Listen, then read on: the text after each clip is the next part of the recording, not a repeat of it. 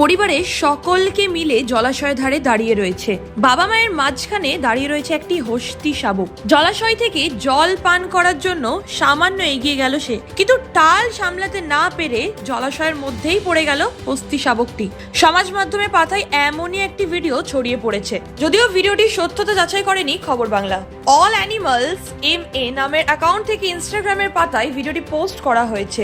সেই ভিডিওয় দেখা গিয়েছে যে জলাশয়ের মধ্যে হাবুডুবু খাচ্ছে একটি হস্তি শাবক। তাকে বাঁচানোর প্রাণপণ চেষ্টা করছে মা হাতি। কখনো সুরে পেঁচিয়ে সন্তানকে জলাশয় থেকে তোলার চেষ্টা করছে সে, কখনো আবার জলাশয়ের পিছনের পা নামিয়ে ফেলছিল মা হাতি। আশপাশ থেকে অন্য হাতিরাও শাবকটিকে উদ্ধার করার জন্য জলাশয়ের ধারে গেল। শাবকটি ডাঙায় ওঠার চেষ্টা করলেও আবার পা পিছলে জলে ডুবে গেল, কিন্তু হাল ছাড়লো না।